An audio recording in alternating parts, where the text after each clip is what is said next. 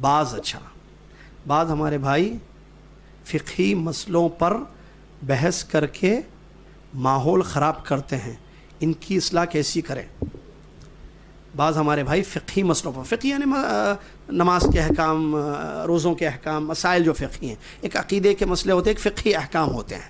تو اس پر بحث کر کے ماحول خراب کرتے ہیں،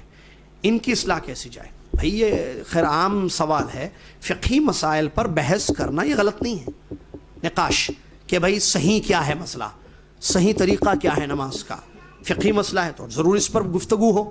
بحث کا مطلب یہ ایک چیز کی تلاش ہو، صحیح چیز کیا ہے ہمیں معلوم ہو جائے، لیکن ماحول خراب کیسے ہو رہا ہے؟ ماحول خراب صرف مسئلے پر گفتگو کرنے سے نہیں ہوتا ہے، ایک چیز کی بھئی آپ میں دونوں مل کر ایک مسئلے کو ڈسکس کر رہے ہیں، بیٹھ کر مناقشہ جس کو کہتے ہیں، دونوں کی نیت خالص ہونی چاہیے، مجھے حق بتانا ہے،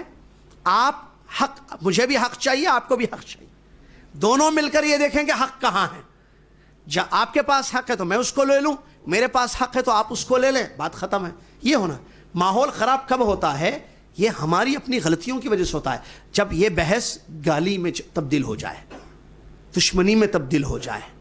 ٹھیک ہے، سازشیں ہونے لگیں، تو یہ تو غلط ہے۔ کیوں کر رہے دشمنی آپ؟ میں نے بتا دیا، مسئلے کا اختلاف، دلوں کا اختلاف نہیں بننا چاہیے پھر۔ تو ماحول خراب کب ہوتا ہے؟ جب انسان غلطی کرے، تو غلطیاں نہ کریں آپ، جب کسی فقہی مسئلے پر گفتگو ہو رہی ہے تو صحیح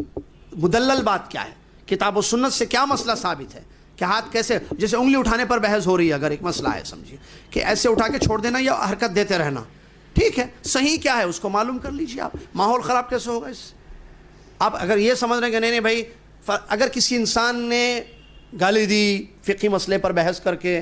دونوں لڑ لیے آپس میں، تو آپ کہہ رہے ہیں نہیں بھائی اب یہ فقہی مسائل پر لڑائیاں ہو رہی ہیں تو مسئلے ہی بند کر دیں گے آپ، یہ تو ان دونوں نے غلطی کی ہے، لڑے آپس میں ایک دوسرے سے، ان کی اصلاح کی جائے، یہ نہیں کہ مسئلے ہی ختم کر دیں ہم۔ واللہ اعلم۔